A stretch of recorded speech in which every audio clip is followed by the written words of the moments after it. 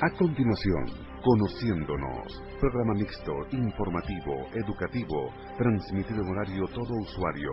Es una producción nacional independiente de su conductor, Dr. Guillermo Arias, certificado número 29350, locutor número 51306.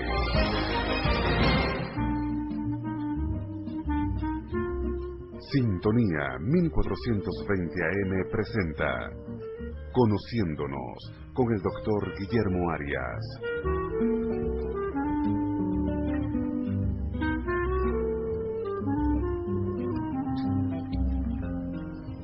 Muy buenas tardes tengan todos ustedes, mis queridos amigos.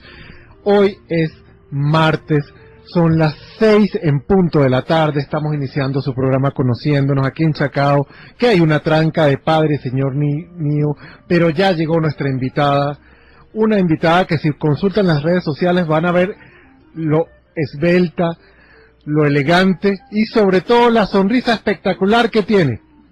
Ustedes saben que yo muero por dos cosas, que son los ojos y la sonrisa. Ya yo le dije a la invitada que yo le fui infiel con los ojos de Blanca Mármol, y bueno, ella tiene una sonrisa encantadora. Pero vamos primero con lo primero. ¿Por qué estamos aquí? Bueno, estamos aquí por la cortesía de la doctora Ana Mireya Obregón, quien hoy está de cumpleaños. Estamos también por en la coordinación de producción de Toti López Pocaterra, y en el máster tenemos a Carlos González, el mago que resuelve todas las situaciones que se nos presentan. Y por supuesto, quien les habla, Guillermo Arias. Les recuerdo que nos pueden llamar al 264-1494 y al 264-1619, y como siempre, ya estamos activísimos por Radio Sintonía 1420.com.be para cualquier comunicación que quieran hacer a través del chat. Vamos entonces a iniciar con nuestra sección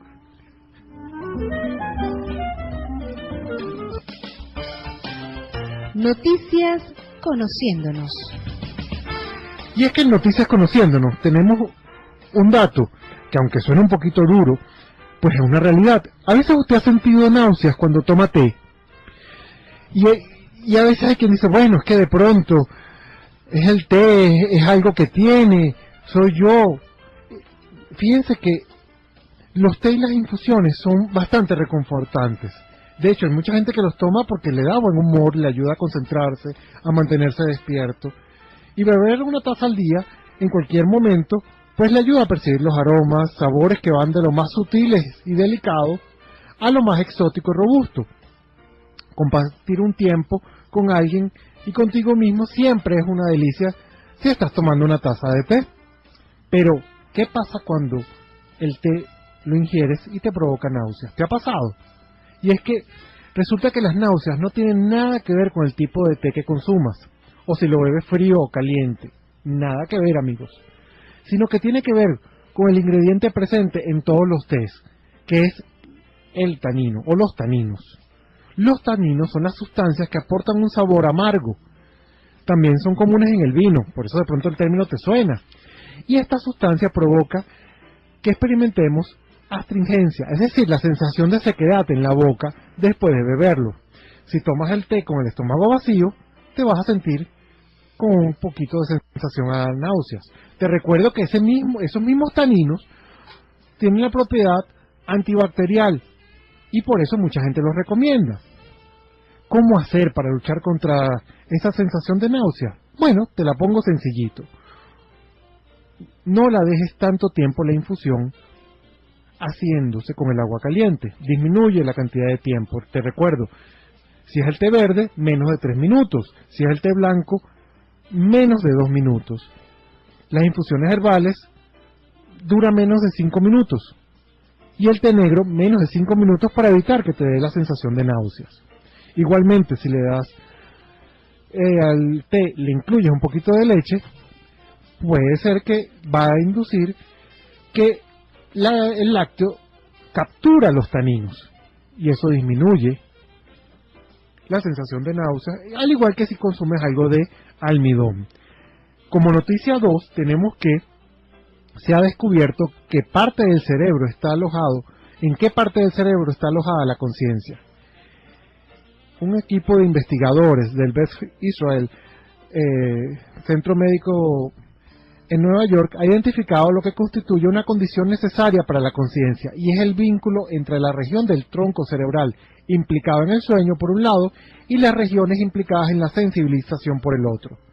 Dos condiciones necesarias para que pueda emerger la conciencia. Entonces fíjense, ya hemos descubierto cómo la zona conocida como el tegmento pontino dorsolateral rostral está asociada a la presencia del coma. Por tanto, se sabe que personas que han sufrido lesiones en esta zona del tronco cerebral han perdido la conciencia. Usted me puede decir, ¿qué es la conciencia? Bueno, la sensación de estar en el aquí y ahora, el estar despierto, el no quedarme dormido, el no quedar en coma. Y eso es muy importante porque antes no se sabía dónde estaba la conciencia. La noticia número 3 es medio triste, pero es una realidad.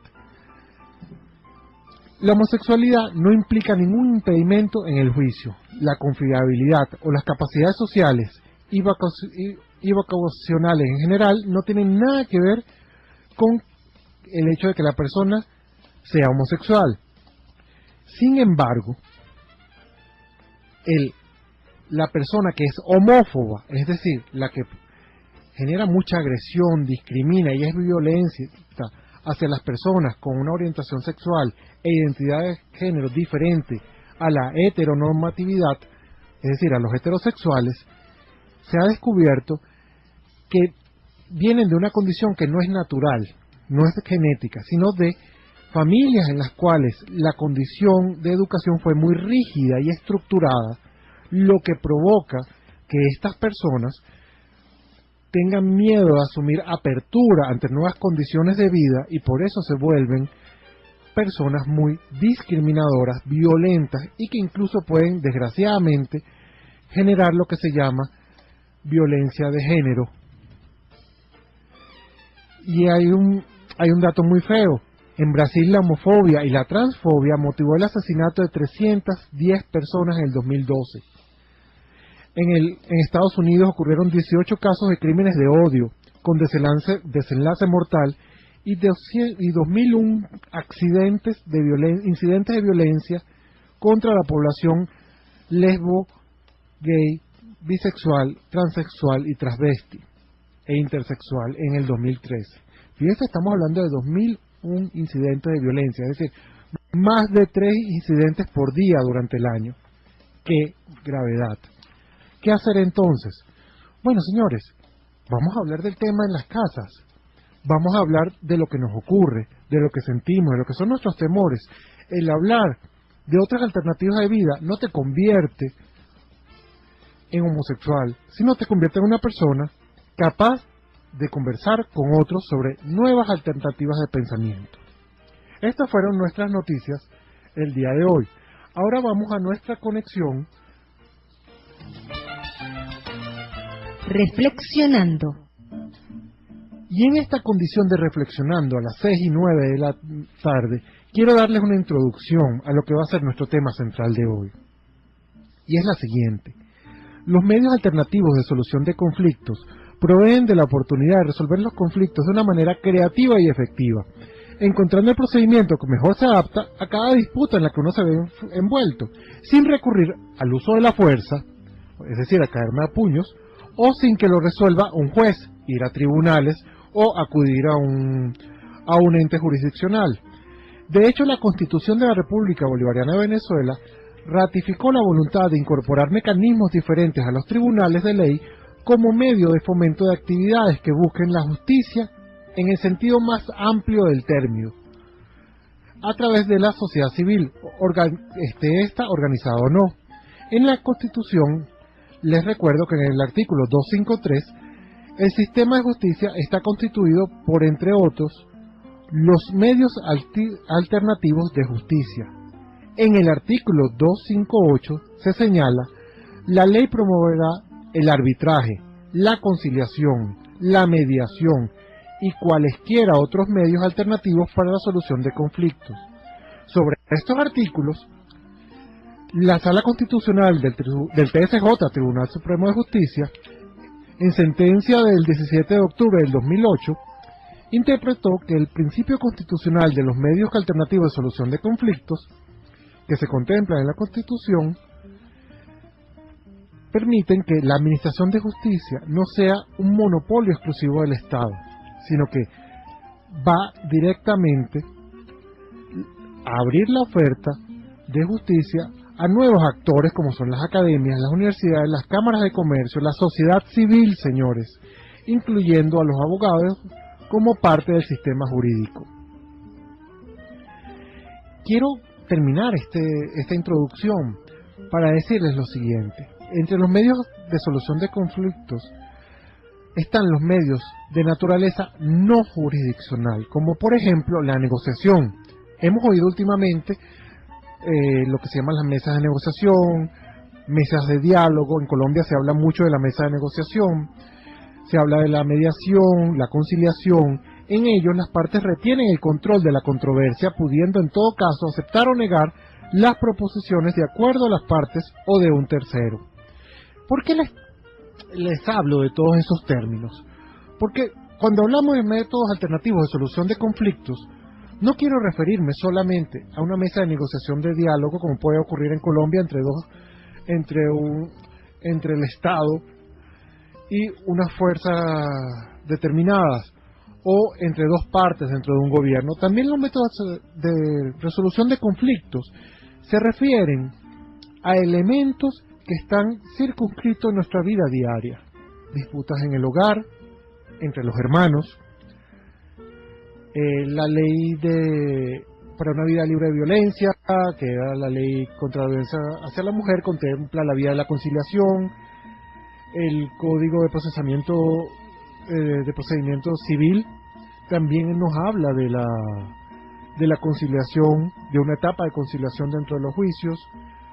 Creo, si mal no recuerdo, que el área penal también contempla ese elemento. Dentro del OVNA, Ley Orgánica de Protección del Niño, Niña y Adolescente, por supuesto, las figuras de los defensores y de los consejos de protección hablan de conciliación y de mediación. Como ustedes saben, yo soy psicólogo. Entonces me planteé, ¿quién nos puede hablar de esto? Que pueda incluir el tema grande, que es Defensoría de Derechos Humanos, el tema de la conciliación y diálogo, y por otra parte, que sea una mujer, en toda su expresión, que tenga una sonrisa espectacular, y que tenga experiencia desde el alto gobierno hasta la educación. En este contexto estoy describiendo lo que es mi invitada de hoy, quien es abogado, ex defensora del pueblo, la primera defensora del pueblo que se nombró automáticamente después de la Constitución, de la aprobación de la Constitución de aquí de la República Bolivariana de Venezuela. Es también profesora universitaria de la Universidad Central de Venezuela en lo que tiene que ver con derechos humanos, y también está muy vinculada con estos procesos de acercamiento a lo que es el ciudadano del día a día. Y para no decir edades, porque eso siempre se ve feo, tiene una amplia experiencia en lo que tiene que ver con apoyo a no usar la violencia, no usar la fuerza como mecanismo para solucionar los problemas, sino que más bien vamos a conversar, vamos a ver cómo solucionamos eso. ¿De quién estoy hablando, señores?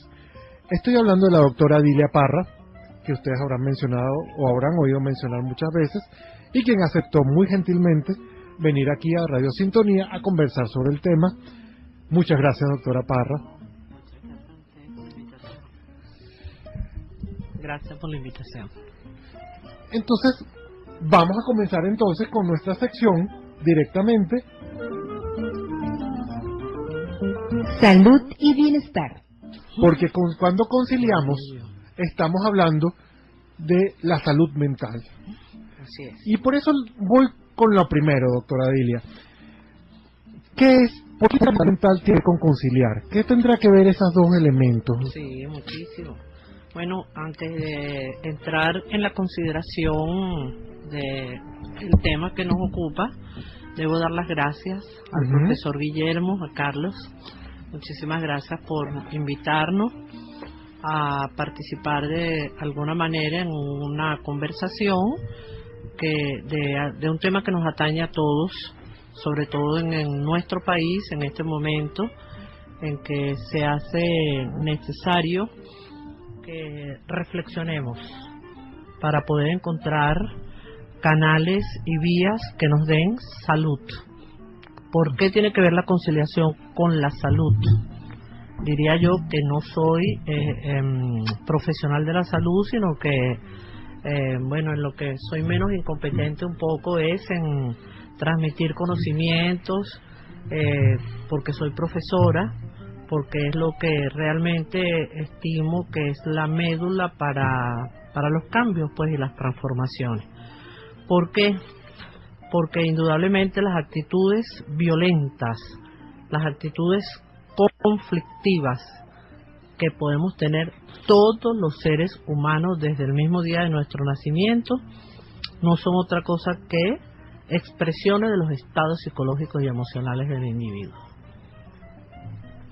En lo poquito que hemos venido estudiando, encontramos que si no tenemos dominio de nuestras emociones, si no tenemos canalización de nuestras emociones, si no tenemos una fortaleza desde el punto de vista espiritual, si no cultivamos la templanza, no como temple ni como rabia, sino como virtud, que nos va a establecer las condiciones de ser mesurado en la acción, refinado en el comportamiento y cultivado en la vida, no logramos nada. Entonces la violencia no es la solución de nuestras situaciones conflictivas. Pero ¿cómo hacer, por ejemplo, doctora, si yo me encuentro en una situación en mi condominio, con mi pareja, en el trabajo donde me da mucha rabia, que de pronto me están haciendo la guerra, y a mí me dan ganas de resolver las cosas por la fuerza? ¿Cómo puedo resolver eso de otra manera? No, inmediatamente vamos a tener la respuesta de violencia produce más violencia, no es mentira, es totalmente verdad. Que nos asalte la violencia, la rabia, la ira, la impotencia.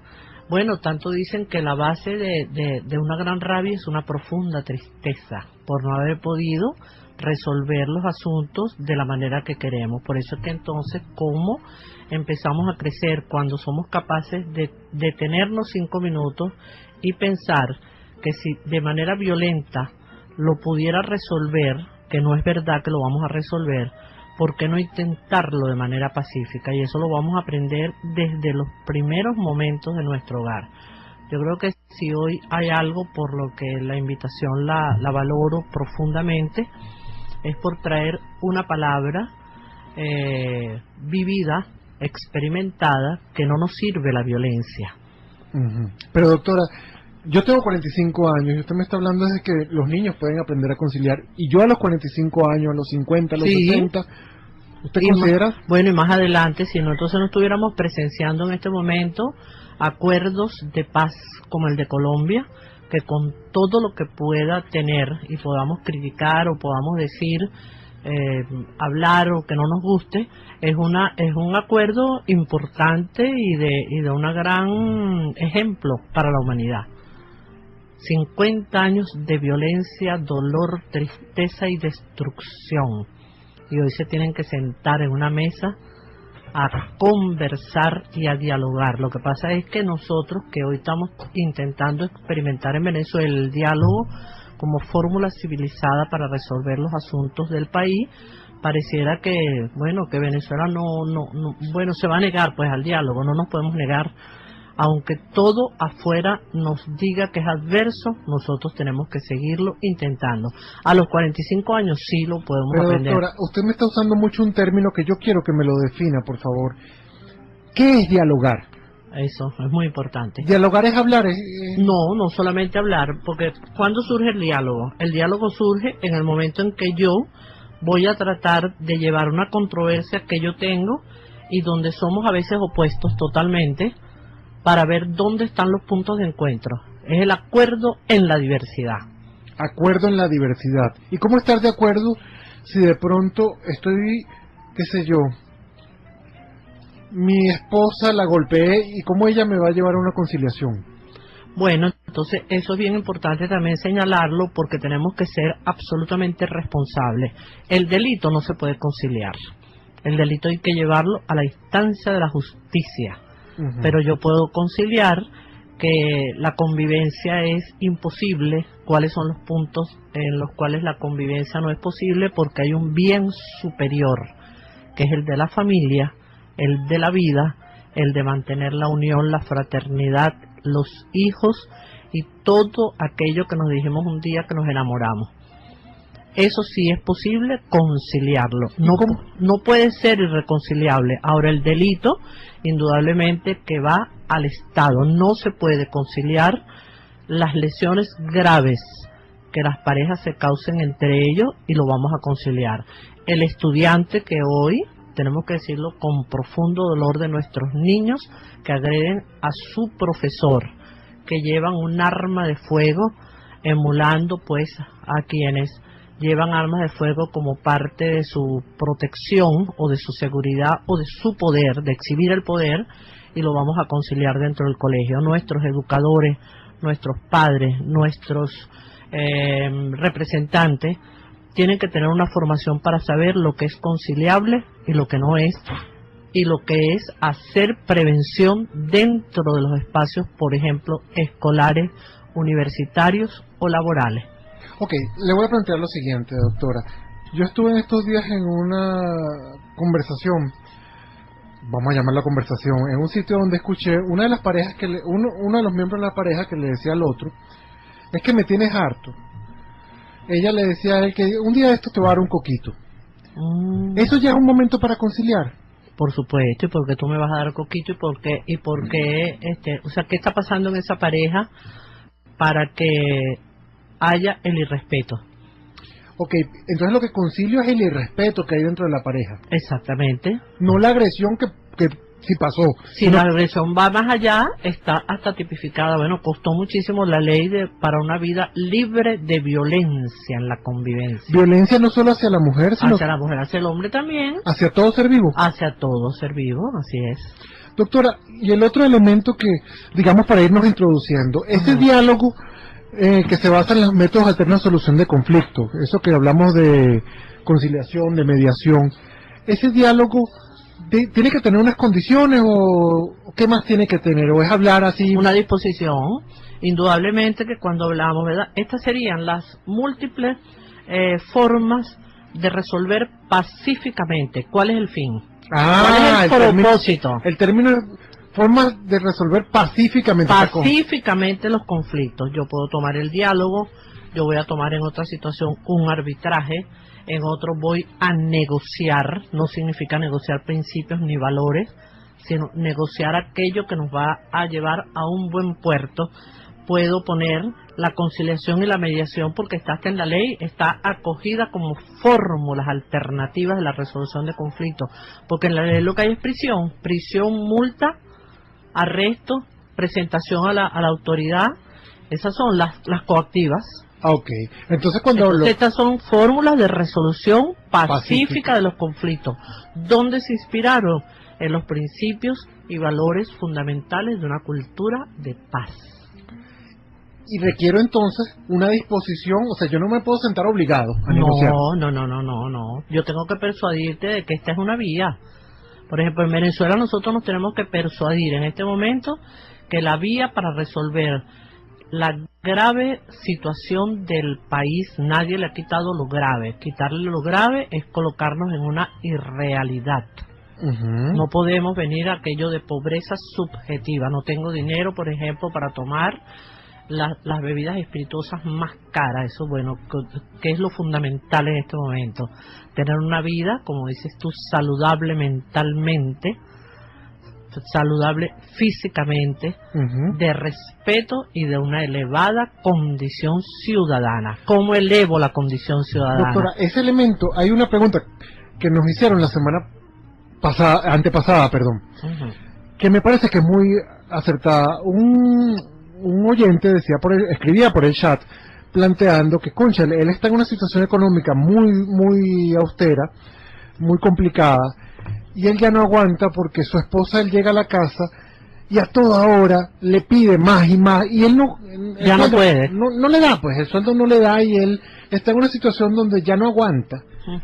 ¿Cómo hace uno eso para resolverlo pacíficamente con la esposa, para decirle, oye, no me presiones porque no doy más? O sea, no puedo sacar más dinero porque mi sueldo es determinada cantidad. Claro, bueno, ellos se están enfermando en esa relación, ahí se convierte eso en una patología.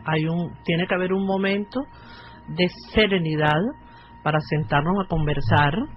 O sea, buscar el momento de serenidad. Buscar el momento de serenidad, propiciarlo y trabajarlo, para que en ese momento podamos tener una conversación que nos permita dialogar. Pero dialogar significa escuchar al otro. Y si tú no escuchas las razones del otro, sino que impones las tuyas, eso no es ningún diálogo. Eso es una imposición, absolutamente, como puede tenerle el padre en el hogar que dice que la puerta de la casa se cierra a las 9 de la noche y se apaga la luz a las 9 de la noche, que nadie pues prenderá más ni computadora ni nada de esto. Si la imposición va a ser la respuesta, allí no habrá solución pacífica. ¿Qué puede hacer esta pareja?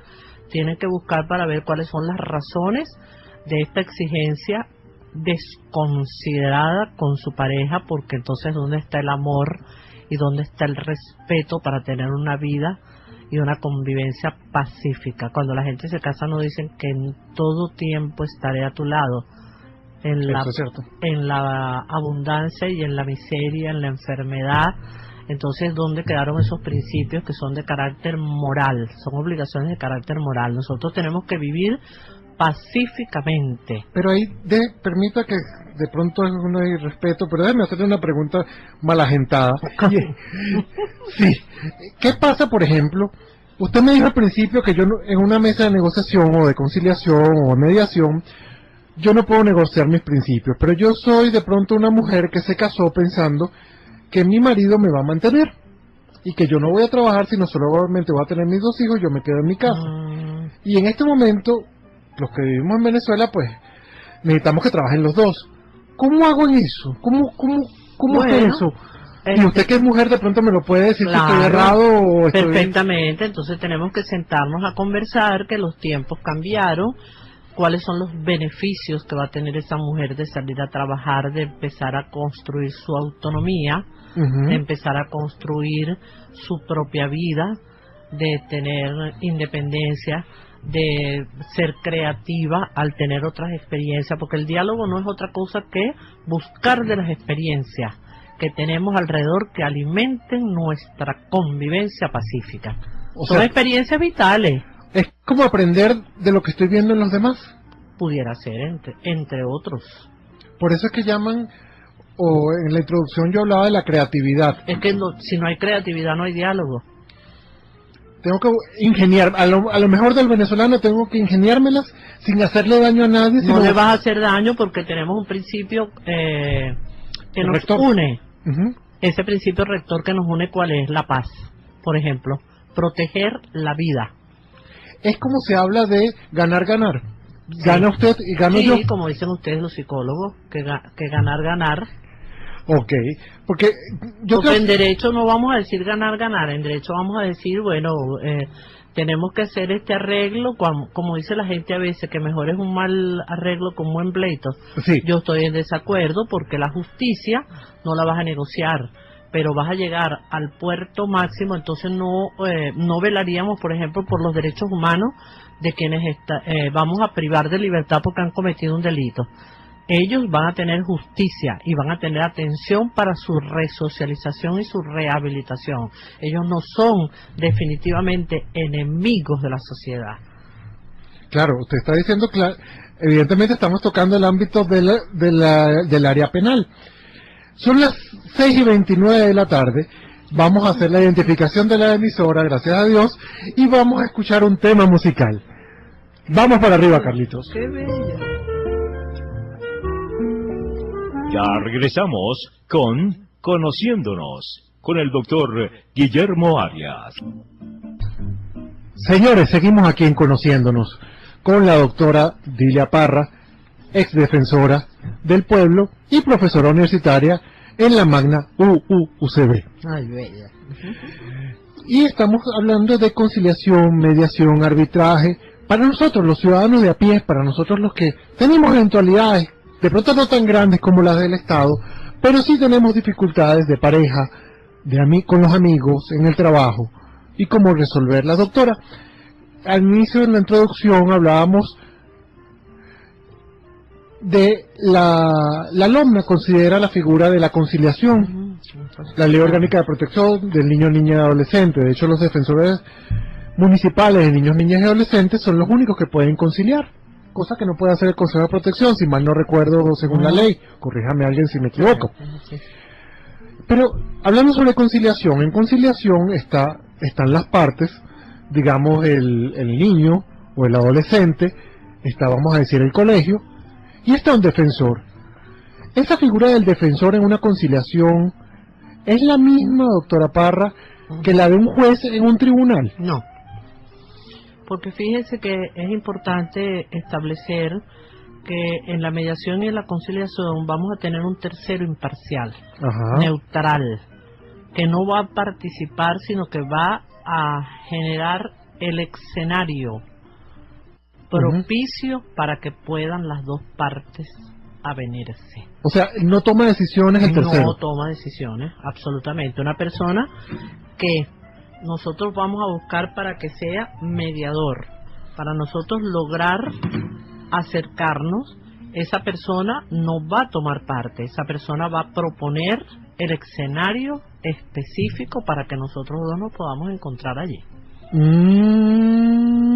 Eso quiere decir es un procedimiento en que las partes en conflicto se reúnen con una persona que va a facilitar la comunicación entre dos personas enfrentadas. O sea, soy un facilitador. Eso es, para delimitar cuál es la controversia. Cuando nosotros dos ponemos allí, el mediador va a decir, bueno, la controversia pareciera que es esta, aquí estamos. No, él va a facilitar. Por eso tiene que estar muy bien preparado, muy bien centrado y muy seguro de qué va a hacer con aquellas partes. No va a tomar partido por ninguna de las dos. Ok. Porque eso le quitaría la credibilidad al procedimiento. La legitimidad y la credibilidad. Y la legitimidad. Entonces viene la otro elemento, que no sé si es pregunta o comentario. Entonces, los jueces de paz también, al igual que los defensores de niños, niñas y adolescentes, en el caso de Fiscalía de Mujeres y Defensoría de Mujeres, la figura también se dan las conciliaciones. El conciliador no son parte. No. Son facilitadores. Así es. Doctora, deme un segundito porque tenemos varios comentarios. Uno, el invitado 777 dice, buenas tardes, muy interesante el tema. Muchas gracias, invitado 777.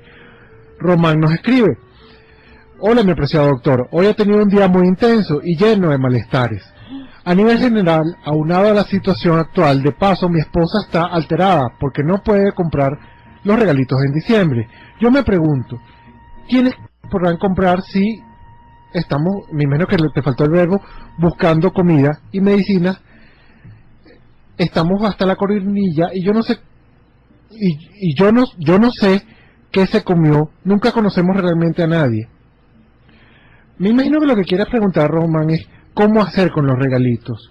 Yo creo que, y me atrevo, de pronto la doctora Dilia de también su opinión, voy a dar primero la mía, para ser el primero que se lanza a la palestra, y es que hay cosas que hay que enseñar, y yo, de verdad, disculpen que hable de mí mismo, pero mi mamá me enseñó, y todavía lo hace, aquí se ríe el operador muchísimo con eso. Mi mamá nunca tuvo dinero, y ella siempre en los regalitos de los Reyes Magos me daba 3 caramelos con 3 pares de media, y era una alternativa. Y yo tengo 45 años, siempre se los digo, en esa época, cuando yo era chamo de 8 o de 7 años, no había planes vacacionales como ahorita, sino los planes vacacionales eran en dólares, no había euros, sino había monedas europeas. Y nosotros no podíamos. Entonces mi mamá lo que inventaba era un plan vacacional a una tienda de ropa íntima, porque ella tenía que ir a comprar su ropa. Entonces nos decía, vamos a hacer un plan vacacional, y yo iba feliz con mi hermana y comprábamos chicha, ¿cómo se llama? Perro caliente, Uy, qué bello. y accidentalmente mi mamá compraba la ropa íntima que ella tenía que comprar. Y para mí era la gran felicidad en ese momento. De hecho, yo ansiaba conocer, valga la cuña, la casa del Libertador que quedaba por ahí, la casa del Libertador, ir a la tienda que quedaba en una esquina, no digo por las implicaciones, cuál es la tienda, y directamente soñaba con eso. Entonces, vamos a ingeniárnosla en ver cómo resolver esta situación. O sea, los regalitos de Navidad, como lo llama usted, señor Román, tienen que ser regalos muy costosos. Yo estoy consciente, yo estoy pasando lo mismo que usted. Yo soy un paciente hipertenso que requiere su medicación, mi familia también. Y soy de los que va por todas partes buscando medicinas. Siempre se los digo. Soy de los que usa Acción Solidaria para que me la done. Pero también hay que estar claros en enseñarle a los hijos cómo solucionar las situaciones que a veces no tenemos. Y darle una alternativa a nuestros muchachos. Que no todo es económico. Doctora, ¿qué piensa usted? ¿Qué alternativa podemos dar al señor Román y a todo lo que representa el señor Román? Claro, el señor Román nos representa absolutamente a todos, que quisiéramos darle a nuestros hijos y nuestros nietos todos los juguetes más de moda. No, tenemos que ser creativos en este momento porque lo que tenemos es que transmitirle alegría y ternura a nuestros hijos.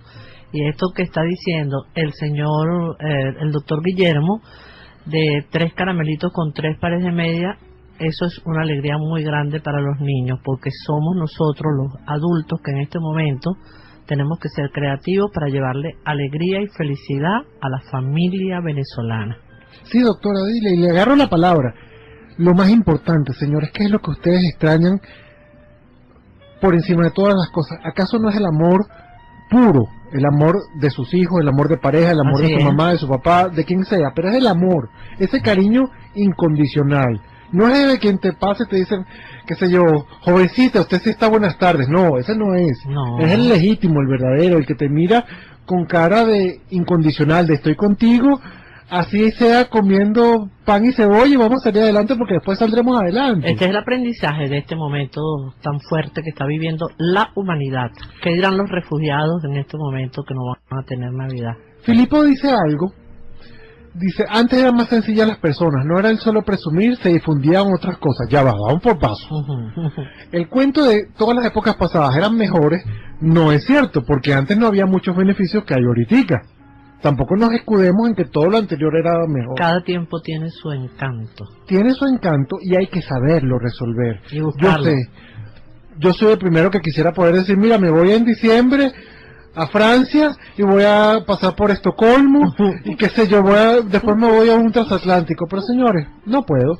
Entonces con mi pareja me parece más práctico hablar de vamos a compartir y vamos a darnos un genuino beso, un genuino desayuno, almuerzo, cena, lo que sea, No importa, vamos a preparar nuestra casa. donde realmente nos queramos. Sandra nos plantea, doctora, hasta llevarnos a un parque grande, hermoso, que corran y que estén felices. Lo que pasa también es que hay personas que pueden comprar algo y otras no. Tienes razón, Sandra. Es así. Siempre hay alguien que va a tener más que tú, pero también hay alguien que va a tener menos que tú. Así es también. Nosotros siempre pensamos, y esta es una reflexión que la lanzo al aire, porque la tengo hace mucho tiempo por alguien que yo observo en donde vivo. Ella siempre está pensando que ella es una víctima y que todo el mundo tiene que ayudarla porque ella es pobre. Hoy en día yo veo que tiene muchos beneficios, porque pues le han tocado por el gobierno, por lo que sea, y ella sigue pensando que es muy pobre, y sin embargo nunca ayuda a nadie. No, entonces. Señores, siempre va a haber alguien que está mejor que nosotros, eso es verdad. Pero hay alguien que estará peor. Y alguien que está peor que nosotros, exactamente, doctor. Entonces, yo creo que hay algo que tenemos que considerar también, no solo en la Navidad, sino en todo momento. ¿A quién tiene usted al lado? ¿Quién es su pareja? Así es. ¿Quiénes son sus amigos? Amigos es aquel que va a salir con usted porque tiene una botella de bebida espirituosa mayor de edad. O amigos es el que viene y usted le dice, oye, Dile, vente conmigo que tengo agua, y voy corriendo y voy con Dile, le digo, bueno, Dile, disculpa, no me he bañado, ¿puedo entrar? Sí, vale, entra. Solo tengo un poquito y me baño, y ella me deja. O es el que me mira feo. Señores, también hay que ir enseñando. Porque no siempre, y recordemos, eso sí, en épocas anteriores también se veía muy claramente, las personas siempre esperamos que todo nos llueva. Señores, parte de los mecanismos de solución de conflictos, y dígalo ahí, doctora, corríjame, es asumir la responsabilidad de nuestros actos. Claro. La Constitución, los métodos alternativos de solución de conflictos, que no son nuevos, No. eso viene de la etapa indígena, es indígena no venezolana, indígena de los pueblos originarios de los continentes básicos. Ujú. O sea, estamos hablando de África, Así es. de China, no estamos hablando de ningún de Latinoamérica. Habla de que asumas la responsabilidad por tus actos, por los buenos y por los malos. Así es. Si te levantaste, saluda a tu pareja, un beso, un abrazo. No es, tengo hambre, que hiciste de comer. Así es. Sandra nos dice, ya me estoy quedando con la palabra, qué pena. Ujú. Perdón, Olga nos dice, es así, los únicos que tenemos que tomar las riendas somos nosotros. Tenemos que enseñarles las cosas de valor a nuestros hijos. Que entiendan que que no todas las familias tienen las condiciones y que no debemos acomplejarnos por ello. Doctora, voy a usar el término de Olga para entrar a otra pregunta. ¿Cómo manejar nuestros complejos cuando llegamos a una conciliación en defensoría, en fiscalía, en defensoría del niño? Porque de alguna manera los venezolanos ahorita estamos con la autoestima como echadita para abajo, como que nos sentimos como feitos, como que somos pobres, como que no tenemos con qué. ¿Cómo enfrentar ese acomplejamiento que puede que tengamos durante una conciliación y una mediación? Bueno, yo pienso que como el espacio de la conciliación y la mediación es buscar un acuerdo amistoso y pacífico que nos traiga la tranquilidad frente al conflicto que tenemos. Por eso es que entonces quien va a asumir, por ejemplo, la responsabilidad de ser el tercero mediador, el que va a facilitar esa comunicación, tiene que tener una gran claridad de lo que significa el espacio en el cual se va a conciliar. No puede ir con ideas preconcebidas, intuitivas, solemnes, porque está en la ley, porque la ley te dijo, puedes tomar esta vía, puedes tomar esta vía. Y si tú tomaste esa vía hay que prepararla para esos fines. Por eso si es en la defensoría, si es en el espacio donde lo tomaste. Doctora, disculpe, ¿y si estoy mediando entre mis hijos en la casa? Porque a veces uno media entre los hermanos. Perfectamente. ¿Cómo hago? Tengo que buscar el espacio y preparar el espacio. Eso es como cuando uno va a preparar el espacio para meditar en su casa. No es cualquier espacio.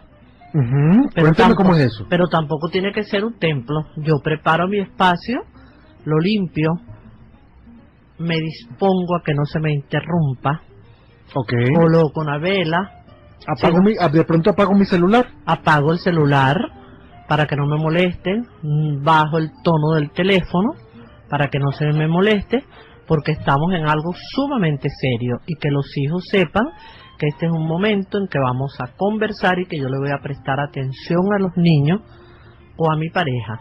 Hay que preparar el espacio. Como decía el profesor Sabater, no podemos vivir de cualquier manera. Todo lo que vamos a hacer lo tenemos que hacer con refinada disposición. Doctora, quiero hacerle una pregunta que es dura, es fuerte, pero hay que hacerla porque los que son padres saben que tienen que tomar decisiones muy complicadas. Hoy en día muchos padres se cuestionan sobre los piercing, esas alteraciones corporales que se hacen muchos adolescentes. ¿Eso va contra los derechos humanos? ¿Un adolescente que quiere hacerse un piercing? Yo creo que no. ¿No le parece que...? No, a mí no. ¿Eso es negociable? Sí, perfectamente. Aunque sea algo que digamos, va a alterar mi cuerpo, el hacerme un tatuaje. Yo pienso que estamos en la zona de la intimidad y hay que decirles que para qué lo hacen. Ok, excelente pregunta. Hay que preguntarles para qué lo estás haciendo, cuál es el objetivo de eso. Cuando seas mayor lo vas a tener en la piel. Los indígenas se tatuaron por muchos años. Ok. Y todos los pueblos originarios se han tatuado su cuerpo. Entonces, si esa es una manifestación de rebeldía que me molesta a mí como padre porque no quiero presentar a mi hijo tatuado y que me lo discriminen en la sociedad, bueno, entonces el problema es del papá, no es del niño. Ok. Doctora, la última pregunta que tengo que hacer porque son las 6:53 de la tarde y ustedes saben que hay que respetar el tiempo de los demás y después viene otro programa que ya llegaron las personas. Por supuesto. Usted fue defensora del pueblo, la primera defensora después de la Constitución, de aprobada la Constitución, en una situación que para nadie es un secreto, que se generan muchas conflictivas dentro de las situaciones del país. Sí. Mi pregunta de pronto es sencilla o es complicada, no lo sé. ¿Qué aprendió usted de los venezolanos? Mucho, absolutamente. Quisiera que me dé por lo menos 3 cosas que usted haya aprendido de los venezolanos que no supiese ya como profesora universitaria. No, porque son dos dimensiones diferentes. Una, la dimensión, primero fue una gran experiencia. A mí se me buscó en la universidad para ocupar un cargo que era Nobel absolutamente en Venezuela, buscar que la instancia del Poder Público Nacional tuviese un reconocimiento y una defensa y una garantía de los derechos humanos. Okay. Eso me pareció genial. No era yo quien para decir que no lo iba a asumir, no había presupuesto, no había absolutamente nada. Pero logramos, con un grupo de personas que voluntariamente se colocaron para darle al país eso. Y hoy, pues ahí está la institución. Existe la institución. Y eso también es bien importante, reconocer la institución, que mañana yo voy a pedirle que medie o concilie en cualquier situación del país. Que aprendí que los venezolanos somos gente muy noble, que somos gente muy muy bella, muy fuerte, que la familia venezolana, a pesar de cualquier adversidad, está unida y que sí tiene valores fundamentales. Nosotros podemos construir la defensoría porque las personas nos ayudaron. ¿Y qué le puedo dejar yo como mensaje hoy, como docente universitaria que soy? Que tenemos que tener esperanza. Ok, muchas gracias, No, doctor. gracias por la invitación. Eusebio le manda a decir, saludos, doctor Guillermo, y felicitaciones a su invitada. Señores, el tiempo es terrible, 6:55 de la tarde. Muchas gracias a la doctora Ana Mireya Obregón, a la coordinación de Toti López Pocaterra, en los controles Carlos González, que es mágico el muchacho resolviendo situaciones, y quien les habla, Guillermo Arias. Les agradece muchísimo el que ustedes participen, el que nos escuchen y que estén ahí, y que como siempre los esperamos el martes que viene. Recuerden, tenemos que buscar la manera de resolver pacíficamente nuestras dificultades. El respeto al otro tiene que estar siempre ahí. Yo sé que es complicado, yo también vivo en Venezuela, pero tenemos que construir un país en el que podamos vivir todos, sin separación de nadie. Señores, buenas noches, nos vemos el martes que viene.